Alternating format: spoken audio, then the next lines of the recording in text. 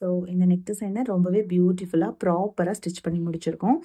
And கார்னர்லேயும் ஒரு piping எஃபெக்டை கொடுத்து நம்ம ஸ்டிச் பண்ணியிருக்கோம். அண்ட் சென்டர் அலைன்மெண்ட் எதுவுமே மாறாமல் நம்ம ப்ராப்பராக ஸ்டிச் பண்ணியிருக்கோம். அண்ட் நீங்கள் செக் பண்ணி கூட நீங்கள் பார்க்கலாம்.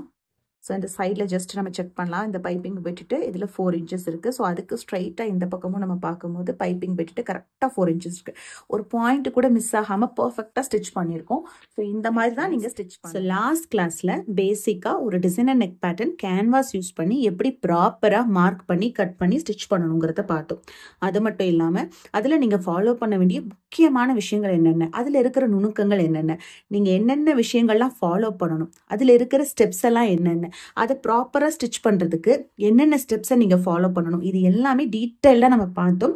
ஸோ கண்டிப்பாக அந்த கிளாஸ் உங்களுக்கு யூஸ்ஃபுல்லாக இருந்திருக்கும் நான் நம்புகிறேன். ஸோ இன்னைக்கு பார்த்தீங்கன்னா ஒரு டிசைனர் நெக் வந்து எப்படி பண்ணுறதுன்னு தான் பார்க்க போகிறோம். இன்னைக்கு கிளாஸ் 2 இதில் வந்து பார்த்தீங்கன்னா அவுட் சைடில் நம்ம ஒரு பேட்ச் ஒர்க் மாதிரி ஒரு டிசைனர் நெக் வந்து பண்ண போகிறோம்.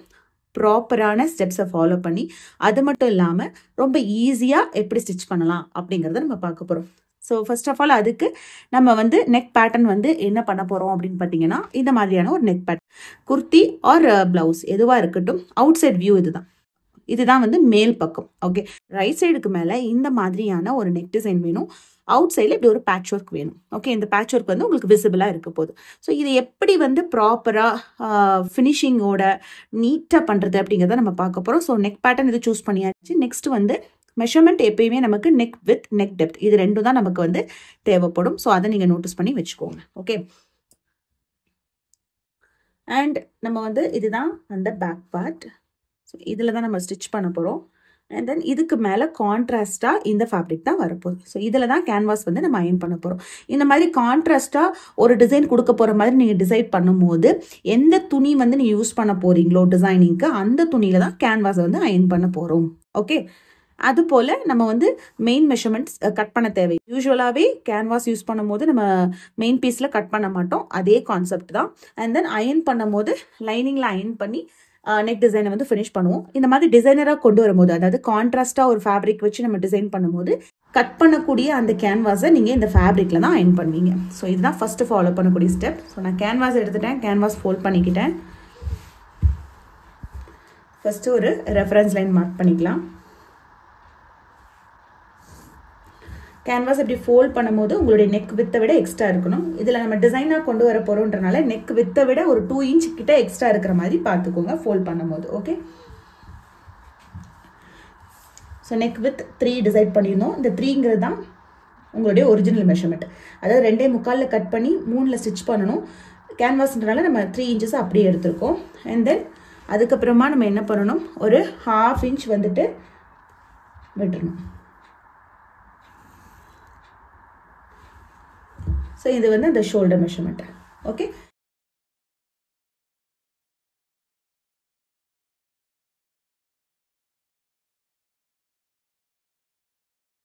ஸோ தட் இதெல்லாம் நம்ம மார்க் பண்ணிக்கலாம்.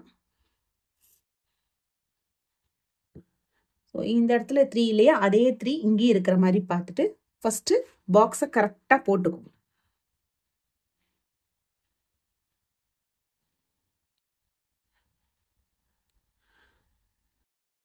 இப்போ இதில் அந்த பேசிக் நெக் பேட்டர்னை ட்ரா பண்ணிடலாம். ஓகே, பேசிக் நெக் பேட்டர்ன் என்னவோ அதை ட்ரா பண்ண போகிறோம்.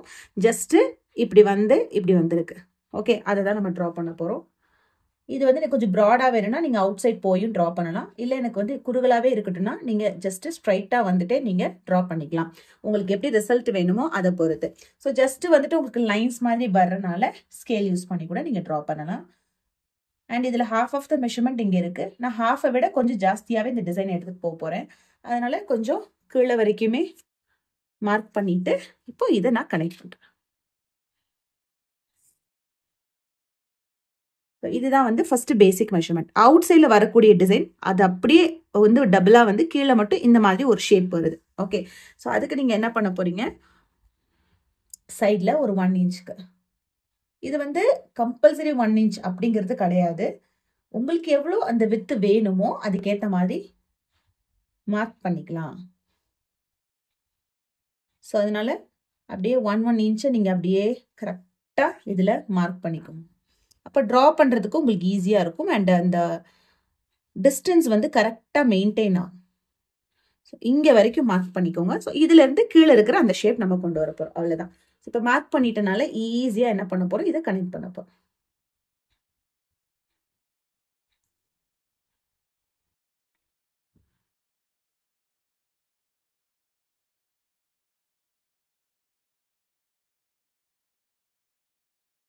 இதை கனெக்ட் பண்ணிட்டு இப்போ கீழே வந்துட்டு கீழே வரக்கூடிய இந்த டிசைன் இருக்கு இல்லையா, ஸோ அது வந்து உங்களுக்கு ஒரு எவ்வளோ இன்ச்சஸ்க்கு வேணும் டிசைட் பண்ணிக்கோங்க. ஃபர்ஸ்ட் ஆஃப் ஆல் இந்த மாதிரி டிசைன்லாம் நீங்கள் பண்ணும்போது டோட்டலாக இப்போ பிளவுஸாக இருந்துச்சு அப்படின்னா டோட்டலாக பிளவுஸோட லென்த்தை மார்க் பண்ணி வச்சுக்கணும். ஏன்னா அப்போ தானே தெரியும்.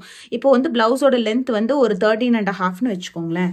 அந்த 13.5 ஃபர்ஸ்ட் நீங்க மார்க் பண்ணிக்கணும். ஏன் அப்படின்னா இந்த நீங்க கீழே பண்ணக்கூடிய டிசைன் எந்த அளவுக்கு வேணும், பேக் சைட்ல எவ்வளவு விசிபிளா இருக்கணும், அது மாதிரி டிசைன் தெரியாம பெருசா டிரா பண்ணிட்டீங்கன்னா அந்த பேக்கோட லென்த்தை விட என்ன ஆயிடும், பெருசா போயிடும் இல்லையா. ஸோ அதனால நீங்க இதெல்லாம் வந்து கொஞ்சம் நோட்டீஸ் பண்ணிக்கணும். ஓகே, ஸோ அதனால இப்போ இந்த டிஸ்டன்ஸ்குள்ள தான் டிசைனை முடிக்கணும். ஓகே, அப்போ அதுக்குள்ள உங்களுக்கு எவ்வளோ தூரத்துக்கு வேணும். இப்போ வந்து எனக்கு வந்து ஒரு 3.5 இன்ச்சஸ்க்கு போதும், கீழே இவ்வளோ டிஸ்டன்ஸ் இருக்கட்டும் அப்படின்னா அதை விட்டுட்டு அப்போ அதில் எந்த அளவுக்கு இந்த டிசைன் வருமோ அந்த அளவுக்கு நான் வந்து ட்ரா பண்ண போகிறேன். ஸோ நான் பாதியாக ஸ்ப்ளிட் பண்ணிட்டு இந்த டிசைனை ஜஸ்ட் நான் ட்ரா பண்ண போகிறேன். ஓகே,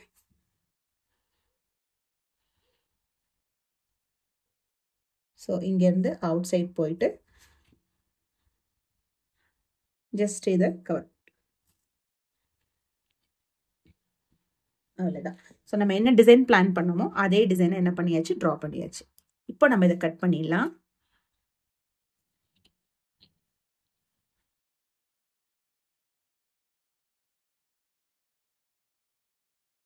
ஸோ இதே டிசைனை நீங்கள் சிம்பிளாக இந்த மாதிரி வேண்டாம், ஜஸ்ட் இங்கே என்ன ஷேப் இருக்கோ அந்த ஷேப் மட்டும் இப்படி வந்து இதே ஷேப் மட்டும் கனெக்ட் ஆகுற மாதிரி ஒரு பேட்ச் ஒர்க் போதும் அப்படின்னு டிசைட் பண்ணிங்கனாலும் இந்த 1 இன்ச் மார்க் பண்ணிங்களே அதை வந்து நீங்கள் இப்படி கீழே வரைக்கும் கொண்டு வந்து ஜஸ்ட் ஃபோல்டு பண்ணி மட்டும் காட்டுறேன். இந்த மாதிரியும் ஒரு சிம்பிள் பேட்ச் ஒர்க்காக பண்ணால் இந்த மாதிரியும் பண்ணலாம். ஸோ அதுக்கும் கீழே ஒரு டிசைன் வேணும்னாலும் நம்ம இந்த மாதிரி பண்ணலாம். ஓகே, ஸோ அவுட் சைடில் நெக் டிசைனை கட் பண்ணியாச்சு. அண்ட் தென் மேலே ரெஃபரன்ஸ் லைனில் மட்டும் கட் பண்ணிக்கோங்க. இப்போ இந்த நெக் பேட்டர்னையும் கட் பண்ணணும்.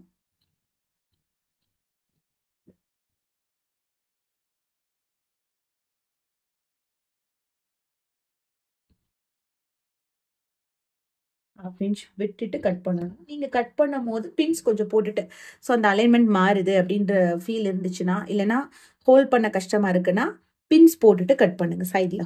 ஓகே, அவ்வளோதான். ஸோ இந்த கேன்வாஸை அந்த கான்ட்ராஸ்ட் ஃபேப்ரிக்ல வச்சு அயன் பண்ண போகிறோம். க்ளூ பார்ட், அதாவது வேக்ஸ் பார்ட் இன்சைடில் இருக்கிற மாதிரி வச்சுட்டு அந்த எந்த ஃபேப்ரிக் வந்து டிசைன் பண்ணி போறீங்களோ அதோட ராங் சைடில் வச்சு அயன் பண்ணிக்கோங்க. ஓகே, ஸோ இதில் வந்து இது ரைட் சைட், இது ராங் சைட். ஸோ இந்த சைடில் வச்சுட்டு நீட்டாக அயன் பண்ணிக்கோங்க.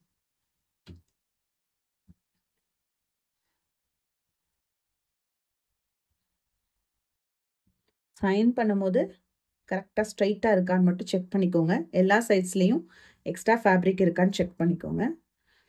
க்ராஸாக ப்ளேஸ் பண்ணிடாமல் கரெக்டாக ஸ்ட்ரைட்டாக ப்ளேஸ் பண்ணியிருக்கீங்களான்னு செக் பண்ணிக்கோங்க. எப்பயுமே ஃபஸ்ட்டு சென்டரில், ஆல்ரெடி சொன்னேன் வச்சு தான் எடுக்கணும்னு, அது மாதிரி தான் எடுக்க போகிறீங்க. ஃபஸ்ட்டு சென்டரில் அயன் பண்ணிவிட்டு அப்புறமா சைடில் அப்படியே வச்சு எடுத்து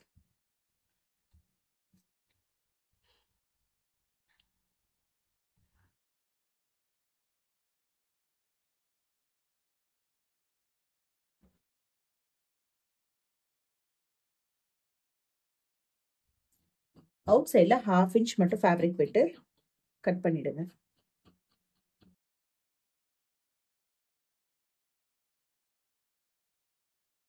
மேல் பக்கம் வந்து உங்களுக்கு ஃபேப்ரிக் தேவையில்லை, ஸோ அது ஈவனாகவே கட் பண்ணிக்கலாம். சைடில் மட்டும்தான் எக்ஸ்ட்ரா வேணும். ஓகே, அதே போல் ஈவனாக ஃபோல்ட் பண்ணி சென்டர் மார்க்கிங்கும் பண்ணிக்கணும்.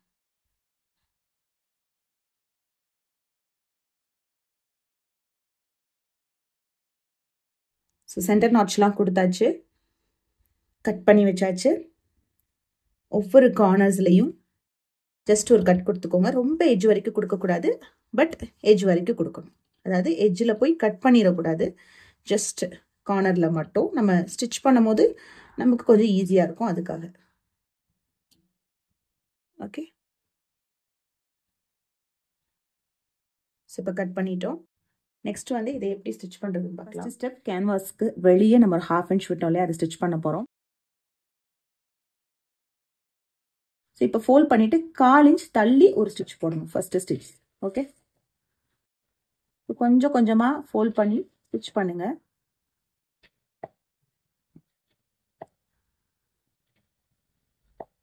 கார்னர் வரும்போது கரெக்டாக கார்னரை ஃபோல்ட் பண்ணிக்கணும்.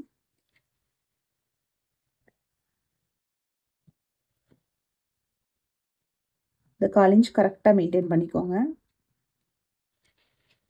அவுட் சைடில் லேஸ் ஏதாவது பார்டரில் வைக்கிறீங்கன்னா பிரச்சனை இல்லை, இந்த 1/4 inch ஃபாலோ பண்ணிட்டு பிரச்சனை இல்லை. லேஸ் வைக்கும் போது உங்களுக்கு வந்து அது வந்து போயிடும். ஆனால் லேஸ் எதுவும் வைக்கலை அப்படின்னா கண்டிப்பாக இந்த டிஸ்டன்ஸ் எல்லாம் நீங்கள் கரெக்டாக ஃபாலோ பண்ணணும்.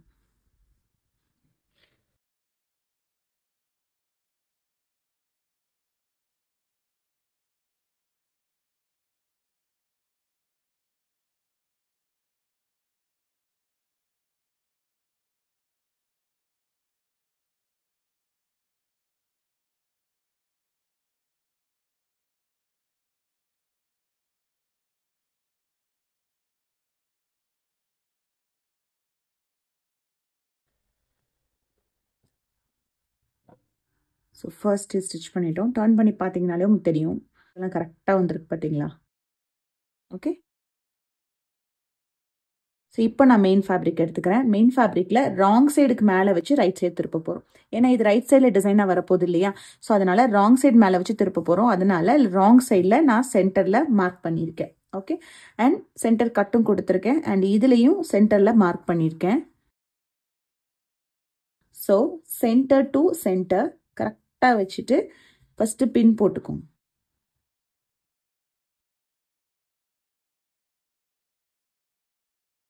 இது வந்து wrong side.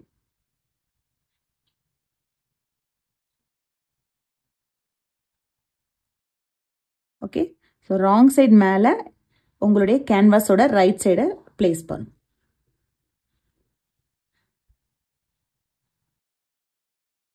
Centre to centre கரெக்டாக இருக்கணும், மேலே அலைன்மெண்ட் ஈவனாக இருக்கணும். இதெல்லாம் செக் பண்ணி தான் பண்ணணும்.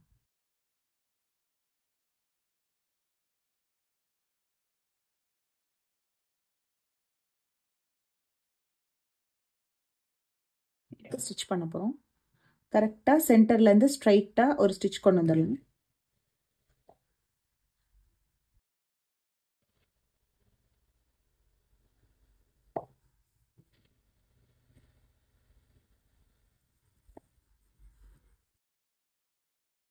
கரெக்டாக இந்த இடத்துல ஃபினிஷ் பண்ணிவிட்டு கேன்வாஸை ஓட்டி ஒரு ஸ்டிச்சு. ஒரு ஸ்டிச் கூட மிஸ் ஆகாமல் பார்த்துக்கணும், ஒரு பாயிண்ட் கூட மிஸ் ஆகாமல் பார்த்து.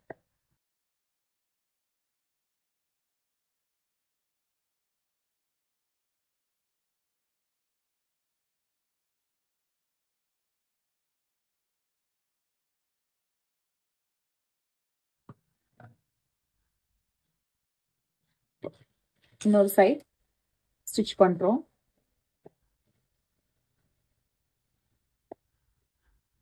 கார்னரில் வச்சுட்டு டர்ன் பண்ணும்போது ஊசி உள்ளே இருக்கணும். ஃபூட்டை மட்டும் தூக்கிட்டு துணியை திருப்பணும். அப்போ தான் ஸ்டிச்சு கண்டினியூஸாக இருக்கும், இல்லைன்னா ஸ்டிச்சு வந்து அங்கேயே விலகும். லைட்டாக அந்த கண்டினியூஷனுக்காக இந்த பக்கம் அந்த ஷேப் கொண்டு வந்துட்டு அதுக்கப்புறமா ஸ்ட்ரைட்டாக.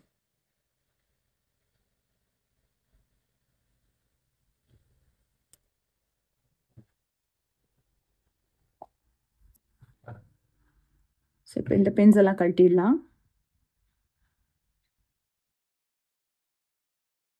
கால் இன்ச்சில் கட் பண்ணிடலாம். நீங்கள் கட் பண்ணுறதுக்கு முன்னாடி ஒரு தடவை அப்படி செக் பண்ணிக்கணும் ஓவரலாக. ஓகே, ரெண்டு சைடும் ஈவனாக இருக்கா, சென்டர் விலகாமல் இருக்கா, கரெக்டாக தான் ஸ்டிச் பண்ணியிருக்கீங்களா அப்படிங்கிறதெல்லாம் செக் பண்ணிவிட்டு அப்புறம் கட் பண்ணுங்கள். ஏன்னா ஒரு தடவை கட் பண்ணிட்டோன்னா அதுக்கப்புறம் நம்ம வந்து ஆல்டர் பண்ணுறது ரொம்ப ரிஸ்க்காக இருக்கும். ஸோ எந்த ஒரு பார்ட்டுமே சரி, கட் பண்ணுறதுக்கு முன்னாடி 2 தடவை செக் பண்ணிவிட்டு அதுக்கப்புறம் கட் பண்ணுங்க. ஸோ நெக்கை கட் பண்ணியாச்சு. அண்ட் நாச்சஸ் லாஸ்ட் கிளாஸில் சொல்லி கொடுத்த மாதிரி இப்படியும் நாச்சஸ் கொடுக்கலாம், இப்படியும் நாச்சஸ் கொடுக்கலாம். ஓகே, உங்களுக்கு எது கன்வீனியண்ட்டாக இருக்கோ அது கொடுத்துக்கோங்க. கம்பல்சரி கார்னர்ஸில் கம்பல்சரி, அதுக்கப்புறம் அங்கங்கே தள்ளி தள்ளி கொஞ்சம் கொஞ்சம் கொடுத்துக்கலாம்.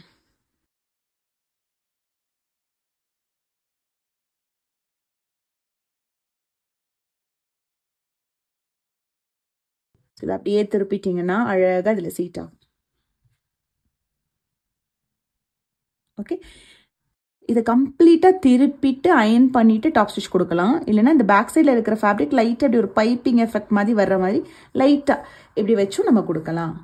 ஸோ இதில் ஒரே டைமில் 2 டிசைன் கொண்டு வந்துட்டோம். இப்போ நமக்கு ஒரு பேட்ச் ஒர்க்கும் கிடச்சிருச்சு, ஒரு பைப்பிங்கும் கிடச்சிருச்சு. ஓகே, ஸோ அந்த மாதிரி நம்ம இப்போ ஸ்டிச் பண்ண போகிறோம். ஸோ ஜஸ்ட்டு இந்த மாதிரி லைட்டாக ஒரு பைப்பிங் எஃபெக்ட் மாதிரி தெரிகிற மாதிரி வச்சுட்டு ஸ்டிச்சை கரெக்டாக இதோட சென்டரில் கொடுத்துரும்.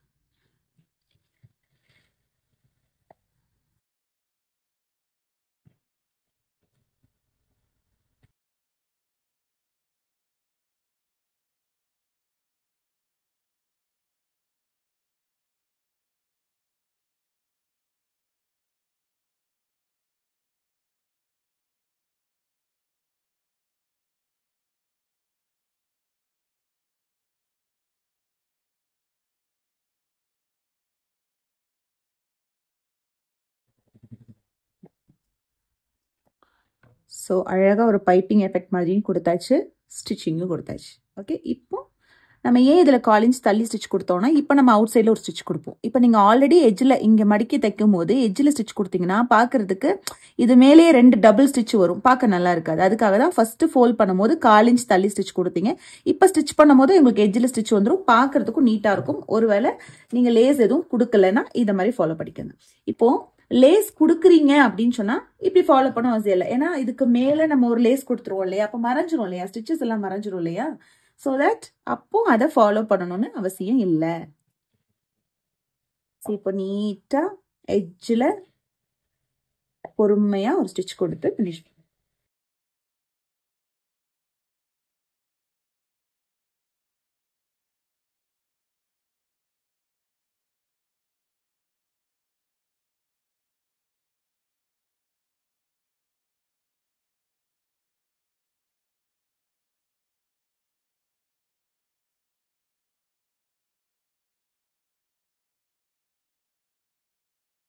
ஸோ இந்த நெக் டிசைனை ரொம்பவே பியூட்டிஃபுல்லாக ப்ராப்பராக ஸ்டிச் பண்ணி முடிச்சிருக்கோம்.